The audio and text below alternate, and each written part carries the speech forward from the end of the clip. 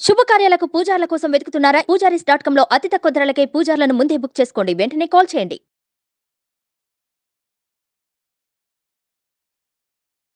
నమస్తే, welcome to Suman TV. నేను మీ యామ్ని. ప్రస్తుతం మనతో ఉన్నారు ప్రముఖ ఆధ్యాత్మికవేత్త, ప్రముఖ జ్యోతిష్య వాస్తు పండితులు మనతో సూర్యనారాయణ శర్మ గారు ఉన్నారు. వారితో మాట్లాడదాం. నమస్కారం గురుగారు. నమస్కారం అమ్మ, శుభం బియాదు. గురుగారు, మనకి 2024 సంవత్సరంలో అసలు ధనుసు రాశి వరకు అండి ఏ విధంగా ఉంటుంది? ధనురాశి వరకు అమ్మ, అందులో మనకు చూస్తే పూర్వాషాఢ, ఉత్తరాషాఢ, మూలా నక్షత్రాలు కనబడతాయి మూడును. ఈ ధనురాశికి గత 7.5 సంవత్సరాలు 7 శని ప్రభావం ఒక రకంగా ఏడిపిస్తుంటే ఏదో తగ్గింది కదా అనుకుంటే మళ్ళా ఏదో ఒక ఇబ్బంది కంటిన్యూ అవుతుంది తప్ప అక్కడ ఆగట్లేదు. ఇప్పుడు కూడా ఏంటంటే ఈ సంవత్సరం స్టార్టింగ్లో మనం చూస్తే రవి ప్లస్ కుజుడి యొక్క ప్రభావం రాశిలోనే ఉంది. అవి రెండు అగ్నితత్వం గల గ్రహాలు. ఈ రెండు గ్రహాలు ఆ అగ్నిలోని వీడిని ఆలోచన మొత్తం అంతా బర్న్ చేస్తుంటుంది అన్నమాట.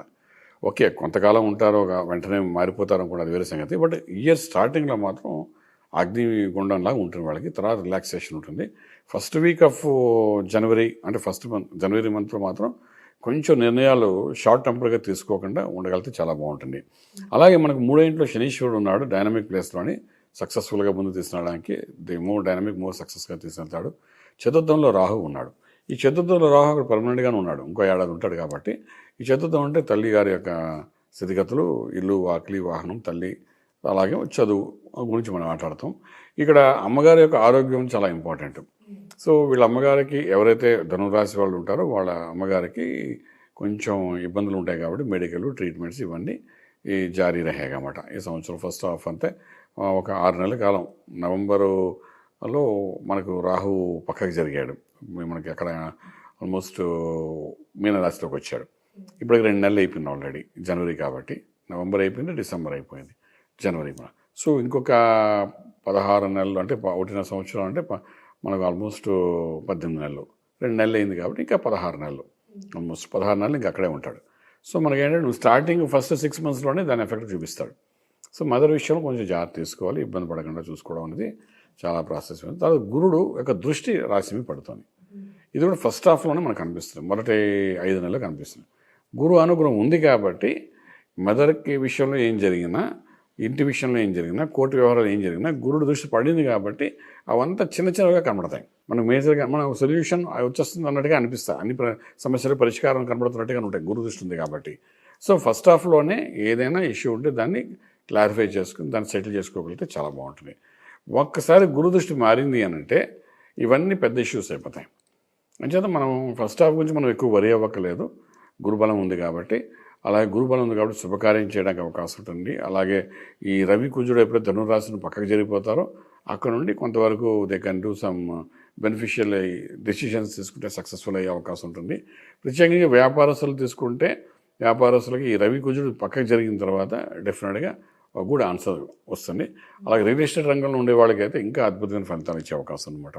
Tutorials, coaching centres, power plants, solar system, అలాగే రియల్ ఎస్టేటు, ఇంకా రకరకాలుగా భూమికి సంబంధించిన వ్యాపారాలు ఏదైనా, అగ్రికల్చర్ అనుకోండి, ఆర్గానిక్ అనుకోండి, ఇండస్ట్రీ అనుకోండి, ఏదైనా భూమికి సంబంధించి భూమితో కలిపి చేసేది, మొక్కల గురించి ఆలోచించండి, గ్రీనరీ గురించి ఆలోచించేది, ఇవన్నింటిలో కూడా వాళ్ళు మోస్ట్ సక్సెస్ఫుల్గా ముందుకెళ్ళడానికి అవకాశం అయితే ఉంది. అలాగే విదేశాలకు వెళ్ళి చదువుకునే విద్యార్థులు కానీ, విదేశాలు సెటిల్ అవ్వాలనుకున్న వీళ్ళందరికంటే మే తర్వాత నుండి మీకు ముందే కొన్ని నిర్ణయాలు తీసుకోవాలన్నమాట. మే ఫస్ట్ లోపల తీసుకుని ఇనిషియేట్ చేయగలిగితే డెఫినెట్గా success rate will be very high అని చెప్తామట. గురుగారు, ఇప్పుడు ఈ ధనుసు రాశి వాళ్ళకి వ్యవసాయం పరంగా ఇయర్ మొత్తం ఏ విధంగా ఉంటుందండి? ఈ ఇయర్ మొత్తం మనకేంటంటే మంచి ఫలితాలు ఇస్తాయండి. ఇక్కడ ప్రాఫిటబుల్గా ఉంటుంది వ్యవసాయం అంటే. మీరు ధాన్యం పండించండి, రైస్ పండించండి, కూరగాయలను కూడా ఏదైనప్పటికీ ప్రాఫిటబుల్లోనే వెళ్తారు. లాస్ అనేది జరగదు ఈ సంవత్సరం వాళ్ళకి. అయితే ఏంటంటే వీళ్ళు కొన్ని అగ్రిమెంట్స్ రాసుకోవాల్సి వస్తుంది. అగ్రికల్చర్ వాళ్ళు అనుకోండి, లేకపోతే ఏ ఇండస్ట్రీ అని కూడాను ఆ అగ్రిమెంట్ అనేది మనం ఫస్ట్ హాఫ్లో చేసుకుంటే బాగుంటుంది. చేసుకుంటే సెకండ్ హాఫ్ అది కంటిన్యూటీ అది బాగుంటుంది మే ఫస్ట్ తర్వాత. అన్నిటి ముఖ్యంగా ఏంటంటే నిర్ణయం అనేది రాశిలో రవి కుజుడు ఉన్నప్పుడు కాకుండా అది మారిన తర్వాత వెళ్తే బాగుంటుంది. తర్వాత శని 3వ ఇంట్లో ఉన్నాడు, అక్కడికి కుజుడు ప్రవేశిస్తాడు. వెళ్ళినప్పుడు ఏంటంటే మార్చి 15 నుండి మే 1 మధ్యలో మాత్రం కొద్దిగా అన్నదమ్ములు అక్కచెల్లెల మధ్య కొంచెం వైరం అది కనబడుతుంటుంది. దాన్ని కొంత జాగ్రత్త తీసుకోవాల్సి వస్తుంది. ముందుగా చెప్తున్నాం కాబట్టి చిన్న చిన్న విషయాల మీద ఎక్కువ గొడవ పడకుండా గురువుగారు చెప్పారు కాబట్టి కొంచెం జాగ్రత్త ఉండాలి అని అనుకుని వెళ్ళగలిగితే చాలా బాగుంటుంది. ఆ ఒక 45 days కుంభంలో ఉన్న 45 రోజులు కూడాను బ్రదర్స్ సిస్టమ్ మీద రిలేషన్లో కొంత స్పాయిల్ చేయడానికి అవకాశం ఉందన్నమాట. సో కొంచెం కూల్ ఉండాలేమో. అలాగే వీళ్ళు తీసుకున్న డైనమిక్ స్టెప్లో సక్సెస్ కూడా కనబడతారు. ఏదైనా నిర్ణయం తీసుకుంటే అందులో ఒక పాజిటివ్గా సక్సెస్ఫుల్ అయ్యే అవకాశం ఉంటుంది.